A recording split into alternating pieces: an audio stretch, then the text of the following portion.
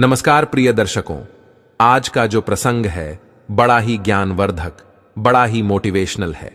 प्रिय दर्शकों, आज की वीडियो में आप जानेंगे कि एक मोर ने बताया कि इस संसार में स्त्री सबसे बड़ा धोखा किस समय देती है और किन किन स्थानों पर देती है।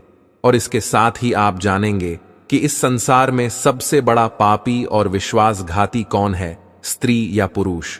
तो दर्शकों, वीडियो को एक बार पूरा जरूर देखना। दर्शकों, हम कहानी शुरू करें और आप इस वीडियो में खो जाएं। इससे पहले अगर आप हमारे चैनल पर पहली बार आए हैं तो हमारे YouTube चैनल को सब्सक्राइब करें। प्रिय दर्शकों, अगर आप भी मेरे तरह भगवान श्री राम को सच्चे दिल से मानते हो तो कमेंट में सच्ची श्रद्धा से जय श्री राम जरूर लिखें। दोस्तों, मैं भगवान श्री राम से प्रार्थना करता हूं कि हे प्रभु श्री राम, जो भी भक्त इस वीडियो को पूरा देखेगा और कमेंट में सच्ची श्रद्धा से जय श्री राम लिखेगा, उनके घर परिवार को सुख शांति और संपत्ति से भर देना और अपना आशीर्वाद हमेशा उसके ऊपर बनाए रखना। तो आइए मित्रों, देरी न करते हुए कहानी को शुरू करते हैं। आज की यह प्यारी सी कहानी, यह प्यारा सा वीडियो। प्रिय दर्शकों, बहुत समय पहले की बात है। एक जंगल में एक वटवृक्ष के नीचे एक मोर और मोरनी का झुंड रहा करता था। उन मोर और मोरनी के दिलों में बहुत प्रेम था। बहुत समय से वे आपस में मिलजुल कर रहते थे। उन दोनों में आपस में इतना प्रेम था कि दूर दूर तक उन दोनों की प्रेम की चर्चाएं हुआ करती थीं। प्रिय दर्शकों, एक दिन की बात है, किसी विवाद को लेकर के मोर और मोरनी में आपस में झगड़ा हो गया। और जब मोर और मोरने में बहुत झगड़ा होने लगा, तब मोर कहने लगा कि मोरनी, मैं जानता हूं कि संसार में सबसे बड़ा धोखा स्त्री किस समय देती है, किन स्थानों पर देती है और क्यों देती है, और इस संसार में सबसे बड़ी पापी और विश्वासघाती स्त्री होती है। इस तरह की बात सुनकर वे मोरनी कहने लगी, क्या मतलब है, तुम ये कैसे कह सकते हो कि संसार में सबसे बड़ी पापी और विश्वासघाती स्त्री होती है और वह किस समय पर धोखा देती है? यह सरासर झूठ है। स्त्री कभी किसी को धोखा नहीं देती। प्रिय दर्शकों, जब इस तरह से मोर और मोरनी में झगड़ा बढ़ता चला गया, बहुत समय तक में आपस में लड़ते झगड़ते रहे और उनका झगड़ा शांत होने का नाम ही नहीं ले रहा था। उसी समय पर उस वट वृक्ष पर एक हंस आ जाता है और वह हंस उन मोर और मोरनी से कहता है कि मैं काफी समय से देख रहा हूं कि तुम दोनों आपस में एक बात को लेकर के झगड़ रहे हो। अगर तुम दोनों इस समस्या का हल नहीं निकाल पा रहे हैं, अगर तुम दोनों इस प्रश्न का उत्तर नहीं दे पा रहे हो, तो क्यों ना तुम कैलाश पर्वत पर चले जाओ। कैलाश पर्वत पर जाकर भगवान शिव और माता पार्वती से अपने सवाल का जवाब पूछ लो। वो तो जगत के स्वामी हैं। वह तुम्हें बता देंगे कि आखिरकार इस संसार में स्त्री सबसे बड़ा धोखा किस समय देती है और किन किन स्थानों पर देती है, और इस संसार में सबसे बड़ा पापी और विश्वासघाती कौन है, वह मोर और उसकी पत्नी मोर नहीं। जब हंस के इन बातों को सुनती है तो उन्हें यह बात पसंद आ जाती है। वो हंस की बात को मानकर कि कैलाश पर्वत की ओर उड़ते हुए चले जा रहे थे और चलते चलते ही वह कैलाश पर्वत पर पहुंच जाते हैं और भगवान शिव के चरणों में लौट जाते हैं। भगवान शिव को प्रणाम करते हैं, कहते हैं कि हे भगवान, आप तो जगत के स्वामी हो, आपने पूरा संसार बनाया है, आप हमारे एक प्रश्न का उत्तर दे दीजिए। तब मोरनी कहने लगती है कि हे प्रभु, यह मोर कह रहा है, इस संसार में सबसे बड़ा धोखा स्त्री देती है और किस समय पर देती है, किन स्थानों पर देती है, यह इसे मालूम है।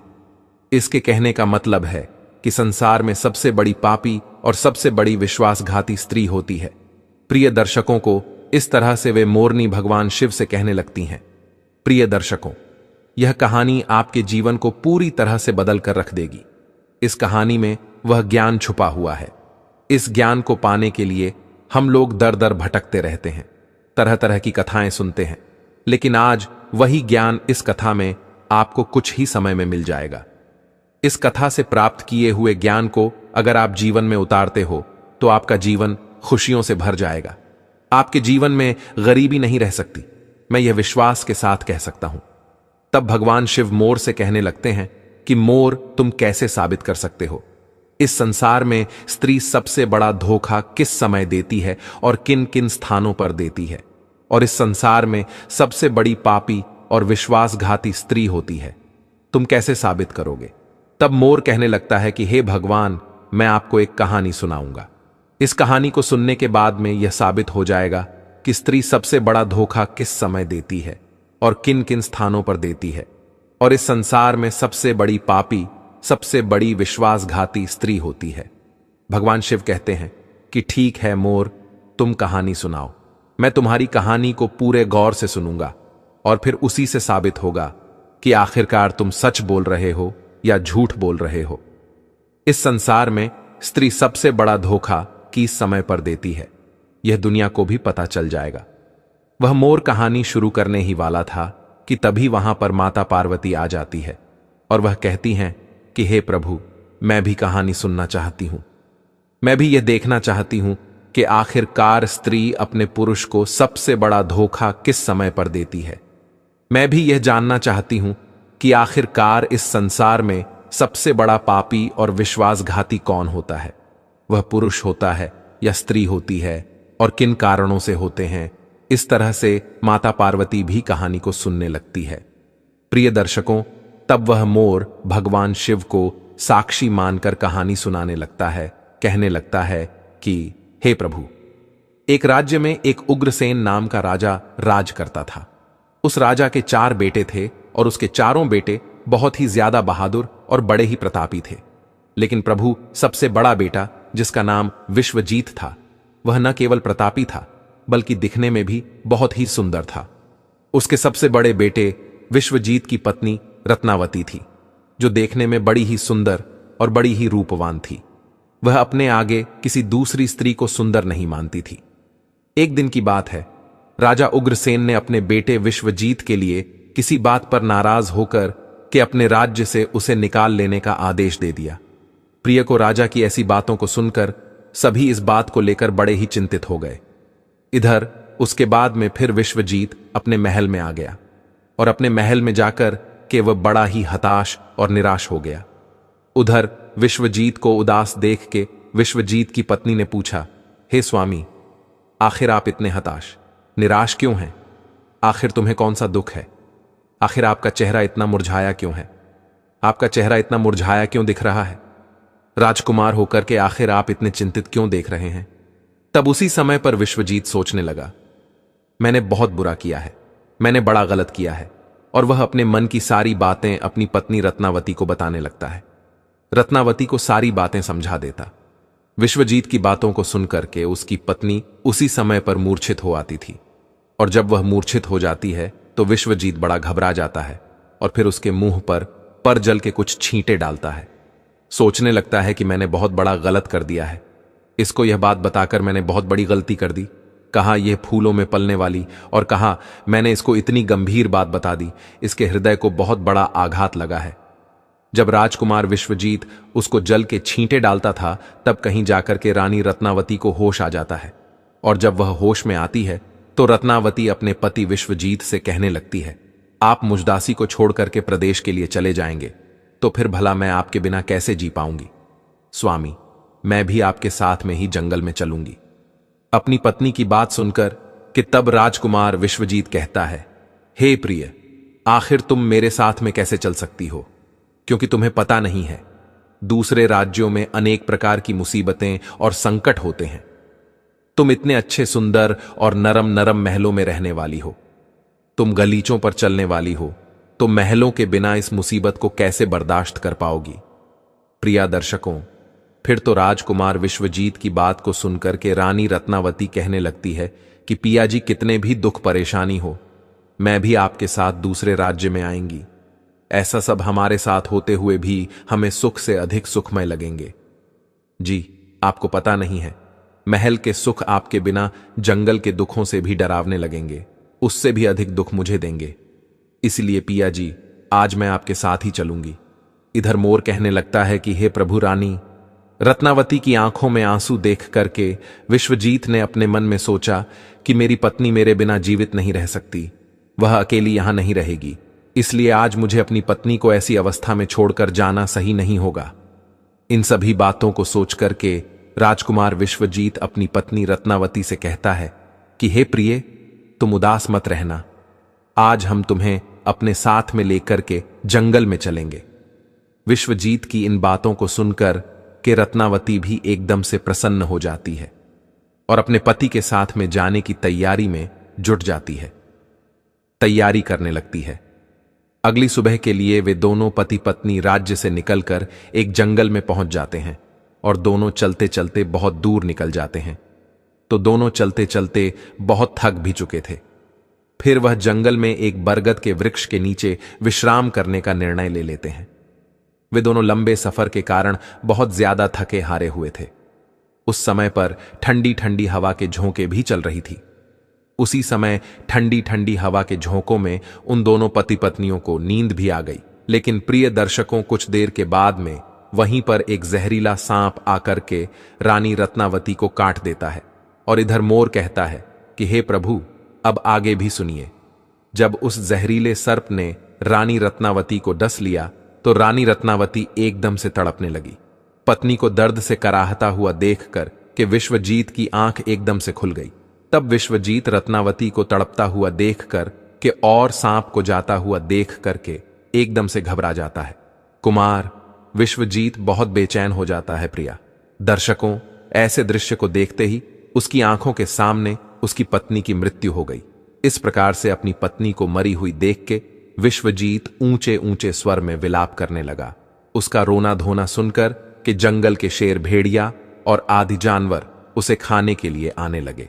फिर राजकुमार विश्वजीत ने अपने दिल पर पत्थर रखकर कि यह निश्चय कर लिया कि इस जंगल में मेरी जीवन संगिनी ही मर गई है, तो फिर भला मैं जी करके क्या करूंगा।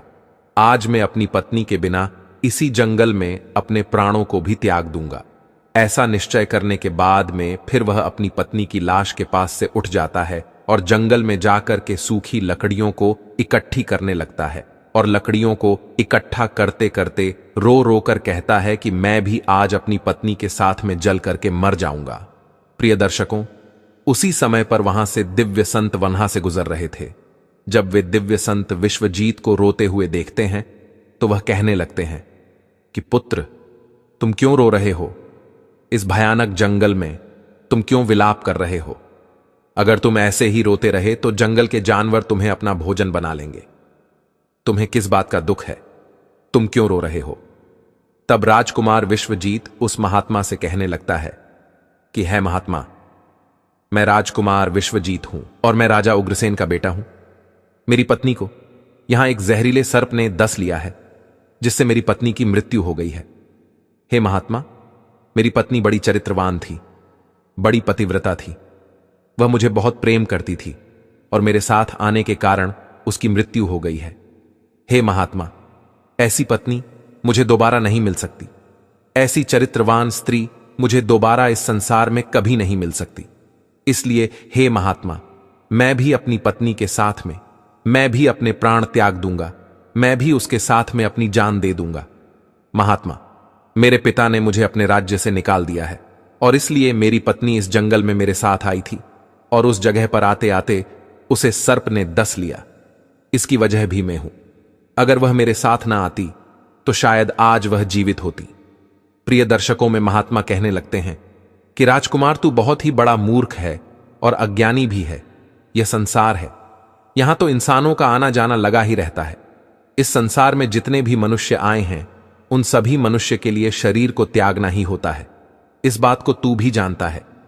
इस संसार में जो भी आता है वह अकेला आता है, कोई भी किसी के साथ में नहीं आता और न ही कुछ लेकर जाता है और ना ही कोई किसी के साथ जाता है। फिर भी तुम आज मूर्खों की तरह मेरे सामने खड़े होकर के बातें कर रहे हो। महात्मा कहने लगते हैं कि हे राजकुमार, अगर तुम जीवित रहोगे तो तुम इस तरह की कई रानियों को अपने पास प्राप्त कर सकते हो। इस तरह की कई रानियां तुम्हें फिर से मिल सकती हैं। आज तुम मेरी बात मान लो और अपने प्राण त्याग हो। तब राजकुमार कहने लगता है कि नहीं महात्मा, मैं अपने प्राण जरूर दिया दूंगा। ऐसी रानी मुझे इस संसार में नहीं मिल सकती है। मेरी रानी बहुत ही चरित्रवान और बहुत ही पतिव्रता थी। तब महात्मा कहने लगते हैं कि हे राजकुमार, आज तुम मेरे कहने पर मरने का विचार त्याग तो तुम्हें मालूम नहीं है। इस मानव शरीर को पाने के लिए देवता भी दिन रात बहुत ज्यादा इच्छुक होते हैं, तो फिर आप जानबूझकर इस शरीर को नष्ट क्यों करना चाहते हो? प्रिय दर्शकों, इस प्रकार से उस महात्मा के शब्दों को सुनकर कि राजकुमार कहने लगता है कि महात्मा, आपने जो कुछ भी कहा है वह सत्य है, लेकिन इतनी बड़ी पतिव्रता पत्नी मुझे किसी भी जन्म में नहीं मिलेगी। इसलिए आज अपनी पत्नी के साथ में ही चलकर मैं मरना चाहता हूं प्रिय दर्शकों। फिर उसके बाद में उस महात्मा ने विश्वजीत के विचार को सुन के पूरी तरीके से जान लिया कि यह जीवित नहीं बचेगा, यह राजकुमार अपनी पत्नी के बिना नहीं रह सकता। तब महात्मा विश्वजीत से कहने लगे, हे राजकुमार, तेरी पत्नी को जीवित करने का केवल एक ही उपाय है। अब तू मेरी बात को बड़े ध्यान से सुन। यदि तू उपाय को कर सकता है तो तेरी पत्नी भी पहले की तरह ही जीवित हो सकती है। तब विश्वजीत महात्मा की बात को सुनकर के जवाब देने लगता है। कहता है, महात्मा, अब जो कुछ भी कहेंगे वह सब कुछ करने के लिए मैं तैयार हूं। कृपया करके मेरी स्त्री को तुम जीवित कर दो। तब महात्मा ने जवाब दिया कि राजकुमार, तुम्हारी रानी की जो आयु थी वह केवल 20 वर्ष की थी, जो कि इसने इतने लंबे सफर में उसे बिता दिया। इसके बदले तेरी जो उम्र है वह 70 वर्ष की है। इसमें अभी तेरी आयु भी 30 वर्ष बीत चुकी है। तेरे जीवन में भी अभी 40 वर्ष बाकी है, यानी कि तुझे 40 साल और जीने का अवसर है। यदि तू अपनी पत्नी को आधी उम्र समर्पण कर देता है तो तुम दोनों की उम्र जो है वह एक समान हो जाएगी। यदि तुम इस बात को मान लो, इस बात पर तैयार हो जाओ, तो तुम्हारी पत्नी जल्द ही जीवित हो जाएगी। प्रिय दर्शकों, इस तरीके से उस महात्मा की बात को सुनकर के राजकुमार विश्वजीत कहने लगता है कि तुम्हारी बातों को मैं मानने के लिए तैयार हूं। फिर उसके बाद में महात्मा विश्वजीत के हाथ में जल देता है और उस जल को रानी के पैरों में डालने के लिए कहता है और कहता है कि तुम संकल्प लो कि मैं अपनी 20 वर्ष आयु में रानी को दान करता हूं। अब वह मोर कहता है कि हे प्रभु, जैसे ही राजकुमार विश्वजीत ने यह संकल्प लिया कि वह अपनी 20 वर्ष आयु अपनी पत्नी रत्नावती को दान कर रहा है, उसी वक्त दिव्य संत कहने लगते हैं कि हे राजकुमार, पहले मेरी एक बात को बड़े ध्यान के साथ में समझ लो। इसमें तुम्हें गुप्त रहस्य ही मिलेगा, जिसे समझना तुम्हें बहुत जानना बहुत जरूरी है। अभी तो तुझे अपनी पत्नी की आवश्यकता है। तुम जल को डालकर उसे बचा सकते हो, लेकिन भविष्य में यदि तुम्हें अपनी पत्नी की आवश्यकता नहीं पड़ती है तो अभी कुछ नहीं बिगड़ा है। तुम अपने संकल्प को वापस ले सकते हो, और जब तुम उस संकल्प को वापस ले लेते हो तो उसी क्षण से तुम्हारी पत्नी की मौत हो जाएगी। उसी क्षण इसकी मृत्यु निश्चित है। परंतु राजकुमार, एक बात को तुम हमेशा याद रखना, इस संकल्प को वापस लेने की बात अपनी रानी से कभी मत कहना, नहीं तो तुम अपने संकल्प को वापस नहीं ले सकोगे। वे महात्मा कहते हैं कि हमेशा याद रखना, मनुष्य को जीवन में कुछ बातें छुपा के रखनी चाहिए, क्योंकि कभी कभी यह बातें कुछ काम आ सकती हैं। प्रिय दर्शकों, फिर तो ऐसा कहकर राजकुमार विश्वजीत ने अपनी पत्नी को 20 वर्ष आयु दान दे दी। राजकुमारी रत्नावती वहां पर उठकर बैठ खड़ी हो गई। उधर वह महात्मा वहां से अदृश्य हो गए। उसी क्षण राजकुमार विश्वजीत अपनी पत्नी से कहता है कि हे प्रिय, आप तो सो गई थी, मैंने आपको नहीं जगाया। फिर उसके बाद विश्वजीत अपनी पत्नी से कहने लगा, तुम बहुत ज्यादा थकी हारी हुई थी, इसलिए मैंने तुम्हें नहीं जगाया। इधर मोर कहने लगता है कि हे प्रभु, इस प्रकार से राजकुमार विश्वजीत ने अपनी पत्नी से ये सारी बातें छुपा ली कि सांप तुम्हें काट लिया था और तुम मर गई थी। इन बातों को विश्वजीत ने अपनी पत्नी से गुप्त ही रखा।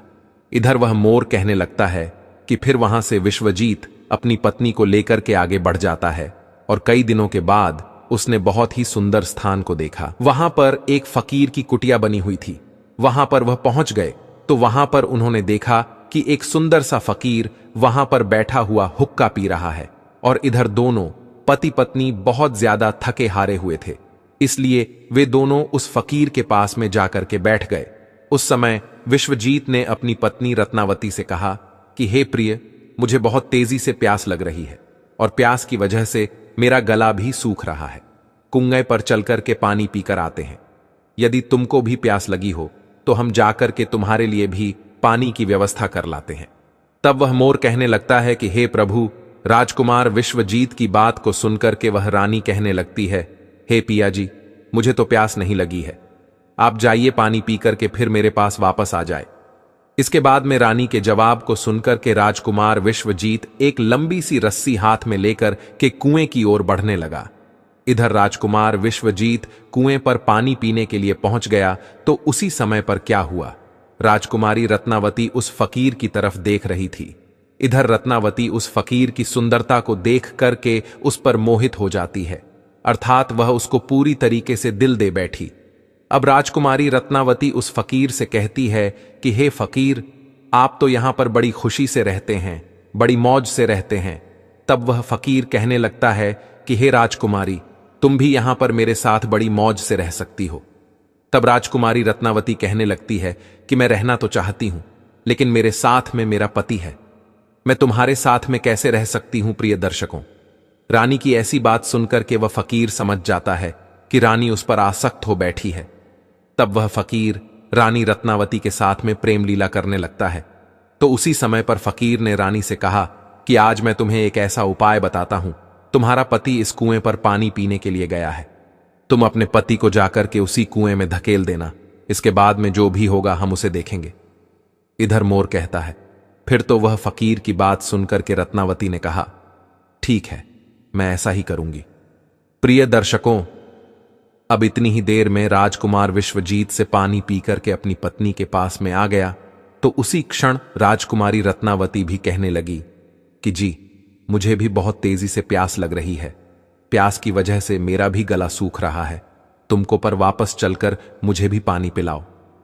तो उसी वक्त पत्नी की बात को सुनकर के राजकुमार विश्वजीत कहने लगा कि प्रिय, मैंने तुमसे जाने से पहले ही पूछा था और तुमने पानी पीने को मना कर दिया था। यदि तुम्हें प्यास लगी है तो मैं अभी कुएं पर जाकर के तुम्हारे लिए पानी का प्रबंध करके आता हूं। पत्नी से इतनी बातचीत करने के बाद में विश्वजीत कुएं पर पानी लेने के लिए चला गया।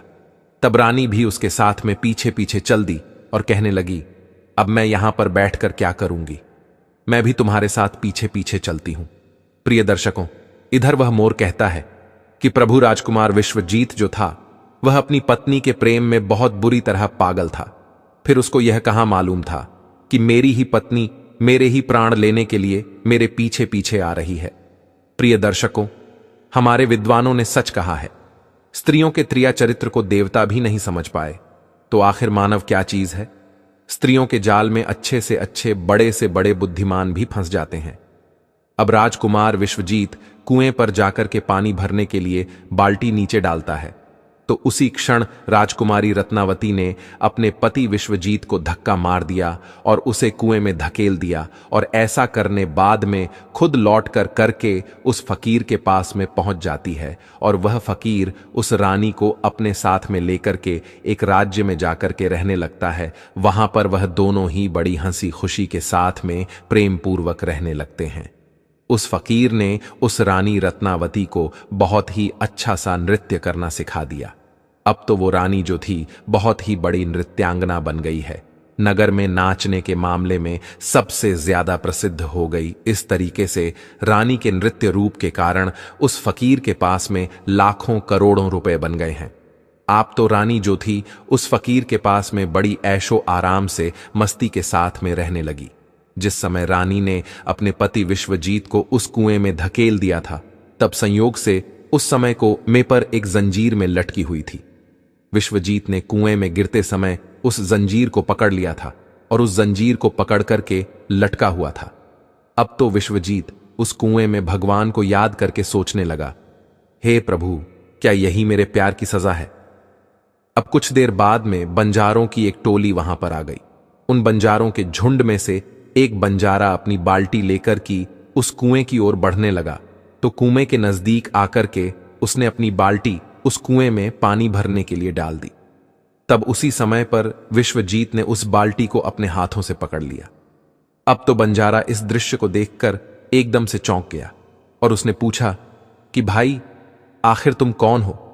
तब राजकुमार विश्वजीत ने जवाब दिया, भाई, मैं बड़ी मुसीबत का मारा हूं, कृपया करके मुझे यहां से निकालो और मेरी जान को बचा लो। यदि आज तुमने मेरी जान बचाई तो मैं तुम्हारा एहसान पूरी जिंदगी भर नहीं भूल लूंगा। प्रिय दर्शकों, अब तो ऐसा कहकर के राजकुमार विश्वजीत उस बंजारे से प्रार्थना करने लगा, किंतु राजकुमार विश्वजीत की इस दुख और पीड़ा को देख करके उस बंजारा के मन में दया आ जाती है और वह सोचने लगा कि इंसान ही इंसान के काम आता है। और उसने विश्वजीत को उस कुएं से बाहर निकाल लिया और पूछा कि हे भाई, आखिर तुम कौन हो? आखिर तुम उस कुएं में कैसे गिर गए? मुझे अपना वृत्तांत बताओ। तब विश्वजीत ने जवाब दिया, है भाई, मैं किस मुंह से अपना हाल आपको बताऊं? जो घटनाएं, जो मुसीबतें मेरे साथ में घटी हैं, भगवान न करे इस प्रकार की मुसीबतें फिर किसी के साथ में घटे।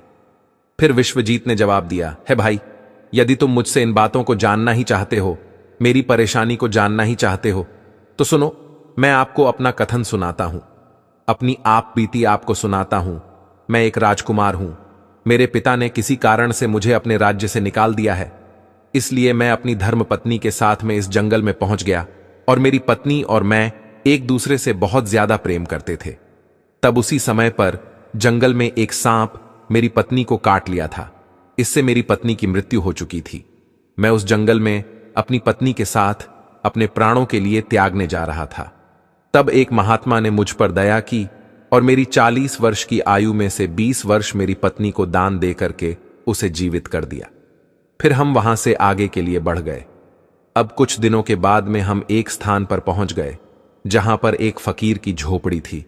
वहां पर मुझे बहुत तेज प्यास लगी। मैं पानी पीने के लिए कुएं पर चला गया। जब मैं वापस आया तो मेरी पत्नी ने कहा कि उसे भी प्यास लगी है और मुझे भी साथ लेकर के कुएं पर पानी पिलाओ।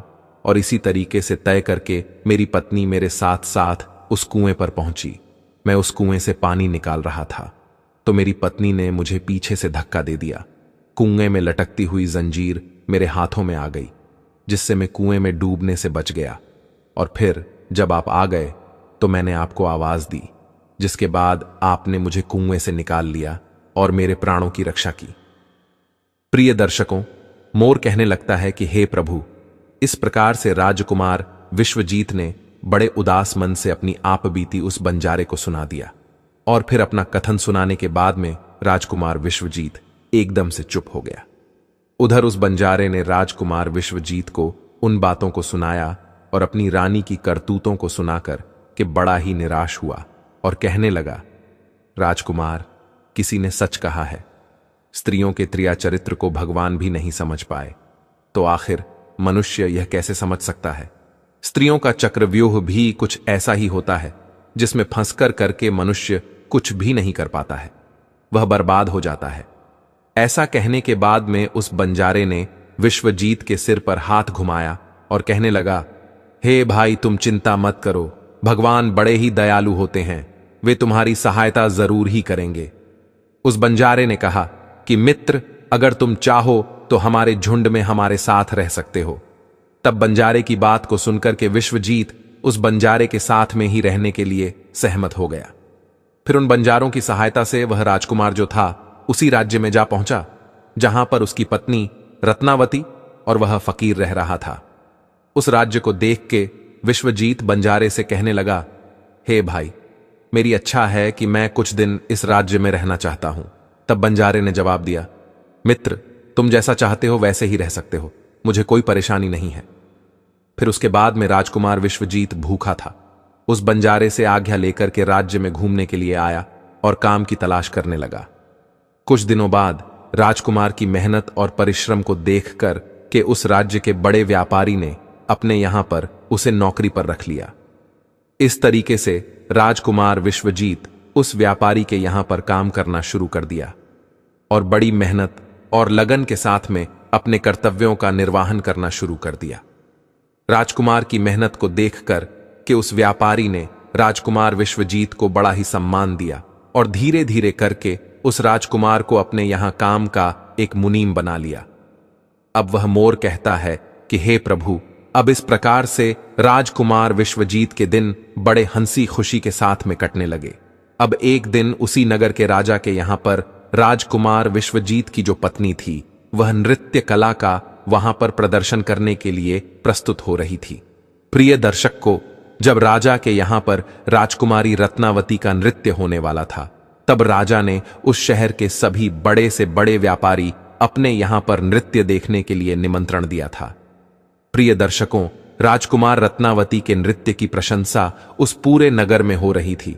पूरे राज्य में वह सबसे बड़ी नर्तकी और सबसे प्रसिद्ध भी बन चुकी थी। तब सेठ राजकुमार विश्वजीत से कहता है कि मैं राजा के यहां पर नृत्य देखने के लिए जा रहा हूं, अगर तुम भी दरबार में चलना चाहते हो तो चल सकते हो। तब राजकुमार विश्वजीत कहता है कि क्यों नहीं, मैं भी इसी बहाने से नृत्य देख लूंगा। अगर मुझे भी तो पता चले कि इतनी खूबसूरत नृत्य का कौन है, इसकी पूरे राज्य में चर्चा हो रही है। इस प्रकार से राजकुमार विश्वजीत अपने सेठ के साथ में राजा के दरबार में पहुंच गया। तब रानी ने एक अप्सरा के समान दरबार में अपना नृत्य प्रदर्शन किया और बड़े ही आनंद भरे स्वर में कई गानों को उसने प्रस्तुत किया। अब तो उसके गाने को सुनकर कि वहां पर जितने भी लोग थे वह बड़े ही आश्चर्य में आ गए, और सभी सेठ और विद्वान लोगों ने भी राजा के दरबार में सभी समाज के लोगों ने उसके नृत्य की बड़ी ही प्रशंसा की। तब उसी क्षण राजकुमार विश्वजीत ने भी अपने हाथ से एक अंगूठी उतारी। इसमें एक हीरा जड़ा हुआ था। उसने उस अंगूठी को उतार कर के रानी रत्नावती को भेंट कर दी। उसके बाद में राजकुमारी रत्नावती ने उस अंगूठी को पहचान लिया और मन ही मन में विचार करने लगे, ये तो बहुत बड़ी आश्चर्य वाली बात है। आखिर मेरा पति तो जिंदा है और वह यहां पर पहुंच गया है। यदि उसने मुझे आज पहचान लिया तो वह मुझे जीवित नहीं छोड़ेगा। इसलिए मुझे कुछ ऐसा त्रिया चरित्र रचना चाहिए जिससे मेरे पति को मारा जा सके। अब तो राजकुमारी रत्नावती ने अपने मन में विचार किया, अब मैं यहां के राजा के लिए एक ऐसा सुरीला गाना और बड़ा ही अच्छा नृत्य दिखाऊंगी जिससे राजा प्रसन्न होकर के मुझे कुछ मांगने के लिए बोलेगा। तब मैं राजा से आदेश दिलवाकर उसे मरवा दूंगी। बाद में राजकुमारी ने एक बहुत ही सुरीला गाना और बड़ा ही मधुर नृत्य दिखाया। प्रिय दर्शकों, रानी की इस बसंत बहार को सुनकर कि वह बड़ा ही प्रसन्न हुआ। अब तो रत्नावती से राजा कहने लगा, हे नृत्यांगना, मैं तुम्हारे इस नृत्य को देख के बड़ा ही प्रसन्न हूं। आखिर तुम मुझसे क्या मांगना चाहती हो? तब राजकुमारी रत्नावती ने जवाब दिया कि राजा साहब, यदि आप मुझसे प्रसन्न हो तो सबसे पहले मुझे एक वचन दीजिए, जो मैं आपसे मांगूंगी आप मुझे वहीं देंगे। रत्नावती ने जवाब दिया, इस सभा में मेरा एक शत्रु है, कृपया करके महाराज मेरे मांगने पर उसको फांसी की सजा दे दीजिए। तब राजा ने कहा, तो उस चोर को बुलाकर के मेरे सामने लाओ। तब उस रानी ने राजकुमार विश्वजीत का हाथ पकड़ा और उसे बुलाकर के राजा के सामने लिए पहुंची। उसी क्षण राजा ने अपने सैनिकों को आदेश दिया कि तुरंत ही इस चोर को जल्लादों के सामने ले जाओ, रानी के इस चोर को फांसी पर चढ़ा दो। प्रिय दर्शकों, इसी बीच में विश्वजीत का जो सेठ था वह भी वहां पर पहुंच गया। दौड़ता हुआ विश्वजीत के पास में गया और उससे पूछा कि आखिर तुमने इस नाचने वाली का क्या चुराया है, जिसकी वजह से वे तुझे अपना शत्रु बता रही हैं और वह तुझे मरवाना चाहती है। तब राजकुमार विश्वजीत ने अपने मालिक को जवाब दिया कि हे मालिक, मैंने उसका कुछ नहीं चुराया है। बस इस राजा को अब इतना समझा लो कि मुझे सजा देने के पहले मेरी दो बातों को गौर से सुन लें, हो सकता है मेरी जान बच जाए। अब तो विश्वजीत का मालिक इन बातों को सुनकर के अपने साथी व्यापारियों से इस विषय में कुछ चर्चा करने लगा। उस सेठ ने कहा कि मित्रों, या तो राजा न्याय करें या फिर हम सभी शहर को छोड़कर के इस शहर से कहीं और चले जाएंगे। इस प्रकार से सभी व्यापारी इकट्ठे होकर के राजा के पास में पहुंच गए और राजा से जाकर कहने लगे, हे राजन, हमारा मुनीम जो है वह एक निर्दोष है और आपने उसे मरवाने का आदेश दे दिया है। वे कह रहा है कि राजा से वह दो बातें कहना चाहता है। यदि इन दो बातों को सुनने के बाद में आपको उस पर कोई अपराध लगे तो आप उसे मरवाना चाहे तो आप उसे मरवा सकते हो। उसके मरने के पहले उसकी दो बातों को आप जरूर सुनिए। प्रिय दर्शकों, फिर राजा ने व्यापारियों की बात सुनकर के कहा, ठीक है, तुम अपने मुनीम को मेरे पास में बुलवा दो। तब विश्वजीत को बुलाकर के राजा के सामने खड़ा किया गया। तब राजा ने जवाब दिया, तुम जो भी कहना चाहते हो वह खुले शब्दों में मेरे सामने कहो। तब उसी समय राजकुमार विश्वजीत ने जवाब दिया कि महाराज, आखिर मैंने कौन सा अपराध किया है जिस कारण आपने मेरी हत्या करवाने के लिए अपने मंत्रियों को आदेश दे दिया। फिर राजकुमार विश्वजीत की बात को सुनकर के राजा ने जवाब दिया, तो उस नृत्यांगना का चोर है, उसका शत्रु है। तो विश्वजीत ने जवाब दिया, नहीं महाराज, मैं इस कुलटा स्त्री का पति हूं जो मुझे कुएं में धकेल कर इस फकीर के साथ में यहां पर भाग कर चली आई है। अब तो राजकुमारी रत्नावती ने समझ लिया कि अब तो बात बिगड़ रही है। तब राजकुमारी रत्नावती जो थी राजा से कहती है कि हे महाराज, मैं चरित्रहीन नहीं हूं, मैं कुलटा नहीं हूं। यह बिल्कुल झूठ बोल रहा है। आखिर कौन है ये? मैं तो इसे जानती भी नहीं हो। यह तो मेरा चोर है। मैं तो सिर्फ इतना ही जानती हूं कि यह मेरा शत्रु है। फिर राजकुमार विश्वजीत ने जवाब दिया कि महाराज ठीक है, यदि यह मेरी पत्नी नहीं है तो वह सबको जो मैंने रास्ते में दिया था वह मेरी अमानत के रूप में इस स्त्री से मुझे वापस दिलवा दो। फिर विश्वजीत रत्नावती की तरफ देखने लगा। तब राजकुमार विश्वजीत ने अपनी अमानत को वापस लेने की बात की तो राजकुमारी रत्नावती ने इसे बड़े सहज स्वभाव से स्वीकार कर लिया। तब विश्वजीत ने जवाब दिया, अच्छा, अब तुम अपने हाथों में गंगा जल लो। अब तुम्हारा न्याय इसी सभा में होगा और सभी के सामने होगा। तब राजकुमारी रत्नावती ने जल डालकर के जमीन पर रखा और कहा कि वही वस्तु जो रास्ते में मुझे दी गई थी, मैं इसे आज से वापस कर रही है। तब उसी क्षण राजकुमार विश्वजीत ने अपने हाथों लिया और जल लेकर के यह बात कही कि मैंने रास्ते में जो कुछ भी चीज अपनी रानी को दी है वह मैं वापस ले रहा हूं, और हाथों में गंगा जल ले लिया। उसी वक्त रानी रत्नावती ने भी अपने हाथों में गंगा जल लिया और कहा कि मुझे रास्ते में जो वस्तु भी इसने दी है, मैं उसकी वस्तु इसके कहने के अनुसार आज से वापस कर रही हूं। जैसे ही उसने अपने हाथों से जल्द छोड़ा तो उसी क्षण रानी के शरीर से प्राण निकल गए। अब वह मोर कहने लगा कि प्रभु, इस दृश्य को देख करके वहां के लोग जो कि एकदम से आश्चर्यचकित हो गए। राजा के लिए भी यह बात बड़ी ही चिंता का विषय बन गई। तब राजा विश्वजीत से कहने लगा, आखिर यह क्या हो गया? मुझे सच्चाई बताइए, सच्चाई क्या है? तब उसी क्षण राजकुमार विश्वजीत अपनी कहानी सुनाने लगा। अपने जीवन की सभी घटनाओं को क्रम से बताते हुए उसके राज्य से निकाले जाने से लेकर अब तक की भी घटनाओं को उसने सुना दिया, और राजा ने भी बड़े ध्यान के साथ में सुना। राजा ने पूरी कथा को सुनकर के विश्वजीत को अपने गले से लगा लिया, और उसके बाद में राजा ने अपनी पुत्री राजकुमारी की शादी विश्वजीत के साथ में करवा दी। तभी इधर मोर कहने लगा, हे प्रभु, मैंने इस कहानी को सुनाया है। इस कहानी को सुनने के बाद में मैं भी स्त्रियों से घृणा करने लगा हूं, और मैं बड़े दावे के साथ कह सकता हूं कि संसार में स्त्री जो है पुरुषों से अधिक ज्यादा पापी और धोखेबाज होती है। इसके साथ ही विश्वासघाती भी होती है। प्रिय दर्शक को उस समय उस मोढ़ ने यह कहानी माता पार्वती और भगवान शिव को सुनाई और यह बताया कि स्त्री ही होती है पुरुष की तुलना में सबसे ज्यादा विश्वासघाती और पापी होती है। इस कहानी को सुनने के बाद में भगवान शिव और माता पार्वती एकदम से हैरान रह गए। तब माता पार्वती कहने लगी कि मुझे लगता है यह मोर सच कह रहा है। स्त्री तो किसी में से ही एक दो ही सच्ची और ईमानदार और चरित्रवान निकलती है, परंतु इसके अलावा पुरुषों में भी कुछ ऐसे प्राणी हैं जो पापी और विश्वासघाती हो सकते हैं। भगवान शिव ने पूछा कि मोरनी, तुम इस बात को कैसे सिद्ध होगी कि पुरुष भी सबसे बड़ा पापी और विश्वासघाती होता है, और वह किस समय पर धोखा देता है? भगवान शिव की बात को सुनकर के मोढ़ ने कहने लगे, प्रभु, मैं भी अब आपको एक छोटी सी कहानी सुनाती हूं, जिससे साफ साफ मालूम होगा कि स्त्री की तुलना में पुरुष सबसे ज्यादा पापी और दुराचारी होते हैं और धोखेबाज भी होते हैं, और वह किस समय पर धोखा देते हैं। यदि आपको पता चलेगा।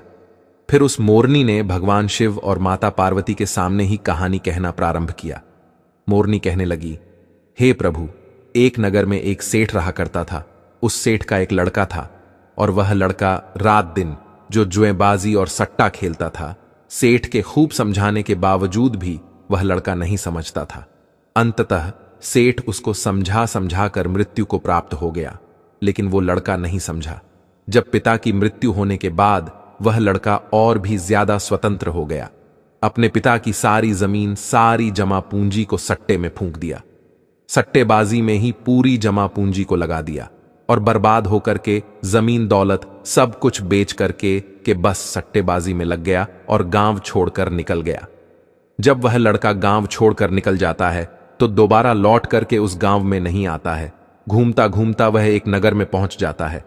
उस नगर के राजा के महल के सामने जाके बैठ जाता है। राजा उस लड़के को देखता है और देखने के बाद राजा सोचने लगता है कि यह लड़का बड़ा सुंदर है।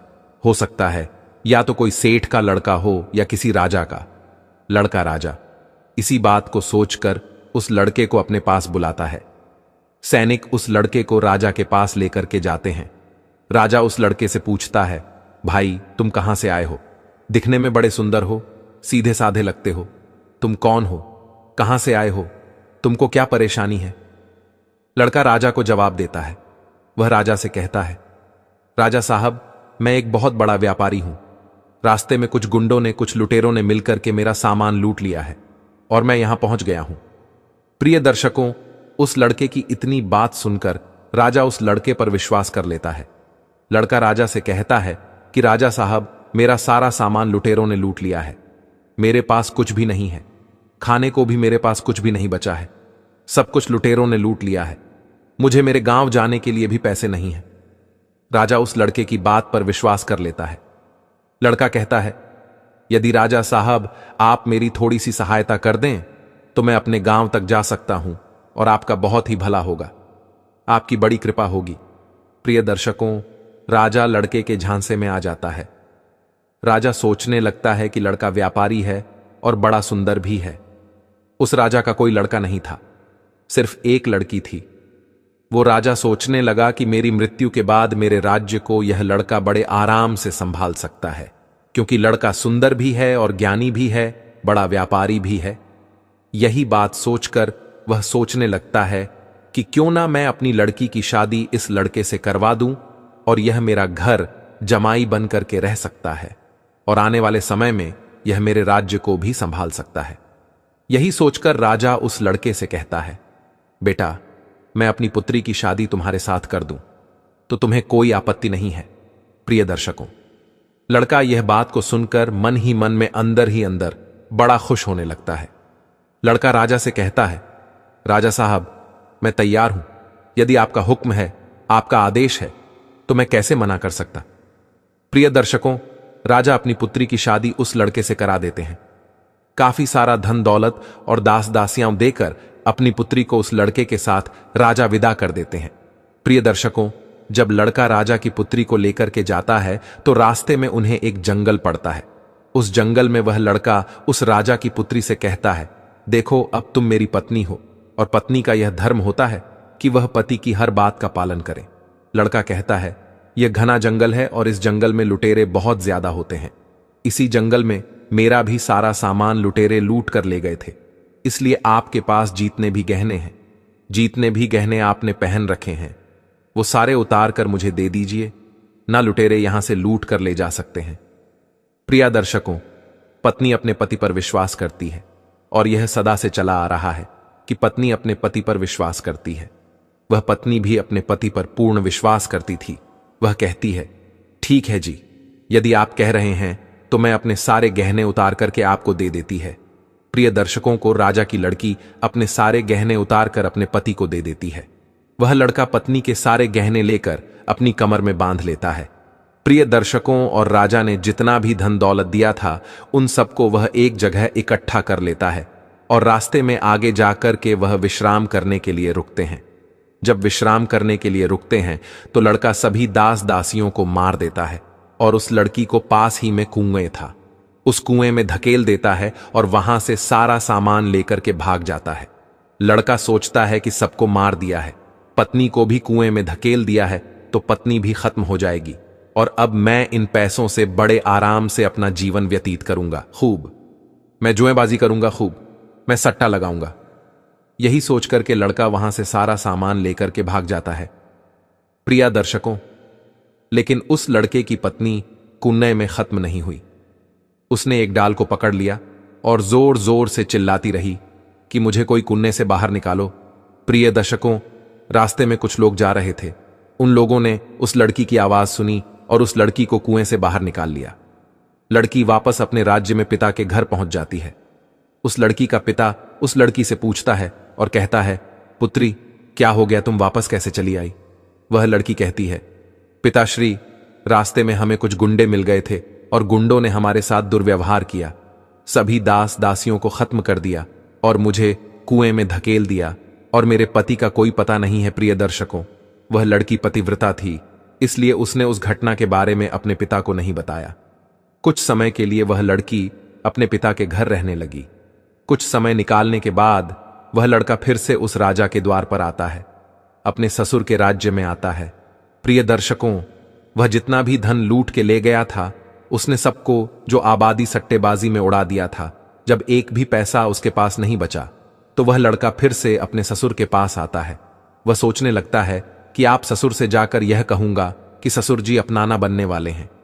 इस बात को सुनकर ससुर जी मुझे फिर से बहुत सारा धन देंगे और इस धन से मैं फिर से अय्याशी करूंगा। यही सोचकर वह लड़का फिर से उस राजा के द्वार पर आता है, लेकिन उस लड़के को द्वार पर ही उसकी पत्नी मिल जाती है। वह लड़की अपने पति को देखकर पहले तो थोड़ा गुस्सा होती है और बाद में अपने पति को बुलाकर कहती है, देखो जी, मैंने अपने पिता को ऐसी कोई बात नहीं बताई है। मैंने अपने पिता से यह कहा है कि हमें रास्ते में कुछ लुटेरों ने लूट लिया है और दास दासियों को मार दिया है और मुझे कुएं में धकेल दिया है और मेरे पति का कुछ पता नहीं है। यही बात आपको भी मेरे पिता से कहनी है। प्रिय दर्शकों, लड़का अपनी पत्नी की इस बात को सुनकर बड़ा खुश होता है। सोचने लगता है कि मेरी पत्नी तो वास्तविकता में पतिव्रता है। प्रिय दर्शकों, लेकिन कुत्ते की पूंछ को कितने वर्ष भी आप सीधा करके रखो, लेकिन वह टेढ़ी की टेढ़ी ही निकलती है। कुत्ते की पूंछ कभी भी सीधी नहीं हो सकती। इसी तरीके से यह लड़का भी कभी सीधा नहीं हो सकता। यह लड़का फिर से राजा के पास जाता है और पत्नी ने जो बात कही है वही बात राजा से कहता है। प्रिय दर्शकों, लड़के की बात पर राजा विश्वास कर लेता है। प्रिय दर्शकों, लड़का अपनी पत्नी से फिर से कहता है कि देखिए, मैं आपको लेने के लिए आया हूं। मुझे अपनी गलती का एहसास है। पता नहीं ऐसा क्या हुआ था मेरे साथ जो मैंने आपके साथ ऐसा व्यवहार किया, लेकिन मुझे अब मेरी गलती का एहसास हो गया है। मैं आपको लेने के लिए आया हूं। आपको कल सुबह ही प्रातःकाल ही मैं यहां से लेकर जाऊंगा। आप तैयार रहिएगा। अब आप जाकर सो जाइए। प्रिय दर्शकों, सारे घर वाले सो जाते हैं। राजा सो जाता है, उसकी पत्नी सो जाती है। अब वह लडचका आधी रात को उठता है और राजा की तलवार से राजा की गर्दन काट देता है, अपनी पत्नी की गर्दन काट देता है। सभी को मारने के बाद वहां से सारा धन और उस स्त्री के गहने चुरा करके फिर से अपने गांव लौट आता है। इस प्रकार से मोरनी कहने लगती है, अब आप बताइए कि संसार में सबसे बड़ा पापी और विश्वासघाती कौन है? अब न्याय आपके हाथ में है। अब आप ही बताइए कि संसार में सबसे बड़ा पापी और विश्वासघाती कौन है? तब भगवान शिव कहने लगते हैं कि मैंने तुम दोनों की कहानी बड़े ही ध्यानपूर्वक सुनी है कि दोनों का न्याय करता हूं। सच में संसार में स्त्री पुरुष के बीच में सबसे ज्यादा पापी और विश्वासघाती कौन होता है, यह तो स्पष्ट करना मुश्किल है। तब भगवान शिव कहते हैं कि बिना किसी शंका के यह सत्य है कि इंसान की सोच जब उसके स्तर से नीचे गिर जाती है तो वही इंसान पापी और विश्वासघाती होता है। चाहे स्त्री हो या फिर पुरुषों को, मनुष्य को किसी भी प्रकार के पाप करने से पहले यही सोचना चाहिए कि क्या वह सही कर रहा है या फिर नहीं।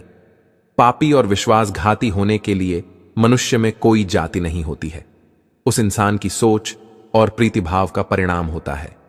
प्रिय दर्शकों, वास्तव में इंसान की सोच ही उसके स्तर से नीचे गिर जाती है तो वही इंसान पापी और विश्वासघाती बन जाता है, चाहे वह स्त्री हो चाहे वह पुरुष।